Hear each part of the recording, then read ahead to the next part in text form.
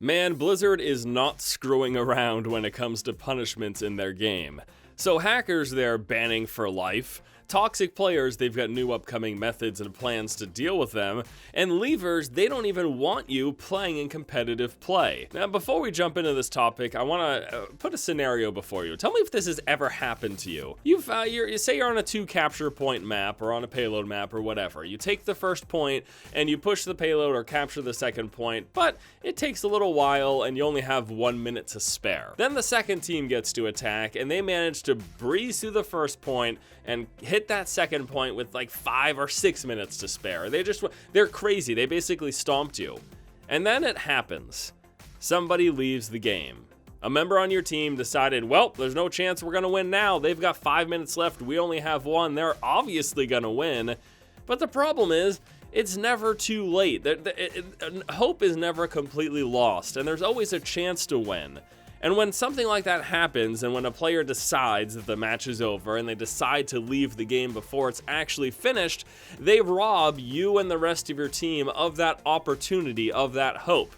And this isn't as big of a deal in quick play because someone can always replace you, but in competitive play, there is no replacement and you're outnumbered, and chances are really good at that point that you're definitely going to lose. And that is why leavers are a problem in ranked, in competitive play. I will admit that I have not seen nearly as many leavers in this past season as I did see in Season 1 and even the beginning of Season 2, but leavers are still a problem. They come up every now and then in my own games, and I hear about them happening quite frequently in the Platinum ranks and below. We've seen numerous reports and complaints about leavers. In fact, a recent forum thread got a developer response, which is why I wanted to talk about this topic here today. But before we focus on that post, I'd like to recap what the leaver method of dealing with them is at the moment. So first of all, there's the person who leaves within the first 30 seconds. That person will be faced with a loss and a leaver penalty. Everyone else in the match will be safe to leave without taking a loss or without a penalty, but that's only within the first 30 seconds. After the first 30 seconds, a 1 minute timer begins whenever a player leaves, giving them the opportunity to return. If they don't return, the players have the choice whether they want to stay and try to win or just leave. And if those remaining players do choose to leave, they will get a loss, but they won't receive the leaver penalty. And the idea behind this method is to prevent people from exploiting the system. Say you were in a game that you felt like you weren't going to win. People could try to force or bully or push someone out of the match, or just coordinate. People could say, all right, you leave this match, you take the leaver penalty, we won't get a loss, and then next match, I'll leave, and then Tom will leave, and then Billy will leave. There's a great chance for exploitation if they don't give a loss to the remainder of the team that decided to quit the match, even though it's due to the fact that that first person who left put them in a 5 or 6 situation and made the match practically unwinnable. It is that person's fault, but nevertheless, the opportunity for exploitation is too high for Blizzard to do it another way. At least that's been their explanation. So what is the leaver penalty? If you get a loss for being the person who leaves within the first 30 seconds or being a person who leaves after that, what is your penalty? Well, first of all, there's a reduced experience gain, so you get less loot boxes, who cares? But there's also competitive play suspension. And this suspension time will increase with repeated leaves. The more often you leave, I believe the window that they look at is within a 2-week period. The more often you leave, the longer your suspension. And it can get so bad that if you leave often enough, you will eventually be banned from competitive play for the rest of the season, also forfeiting any seasonal rewards. But even with these penalties, as I said, leavers are still an issue for some people in the game.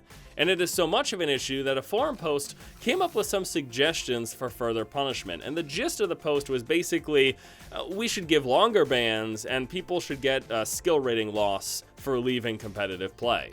Now, Jeff Kaplan replied to this saying, "We do want to continue to be aggressive against people leaving in competitive play. We won't, however, use skill rating deductions as a penalty. The last thing we want is a highly skilled player ending up in bronze and being matched against people much lower skill than they are, Ultimately, we want to remove frequent leavers from competitive play altogether. We just don't want them playing games there. Now that is a pretty big and declarative statement.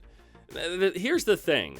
We certainly need to punish leavers, people who purposefully leave a match and put the rest of their team at a disadvantage and practically guarantee that they're going to get a loss. However, at the same time, we need to try to avoid and keep in mind people who have internet connection problems. We don't want them to get caught in the mix and get a season-wide ban because they have a few disconnects.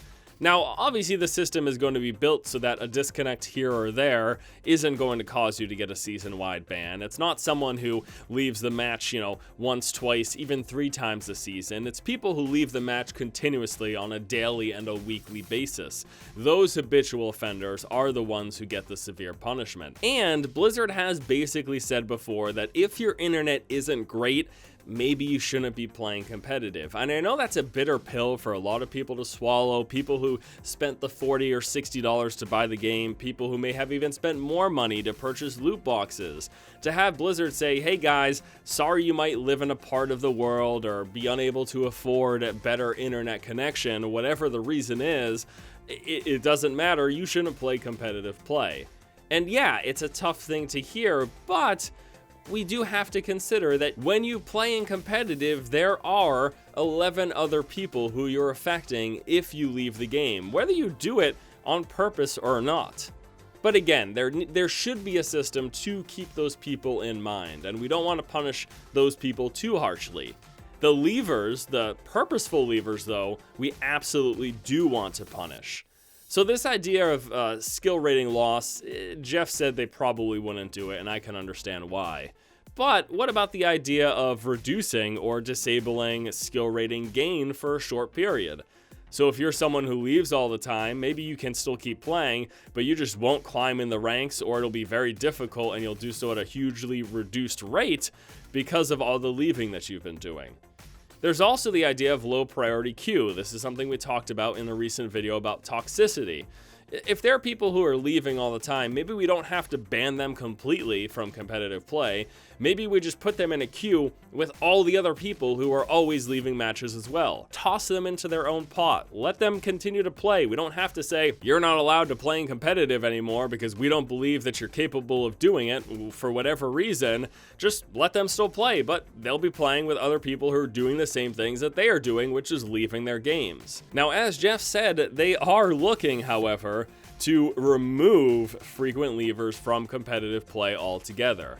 Those are his words, not mine. They want to get them out of the mix.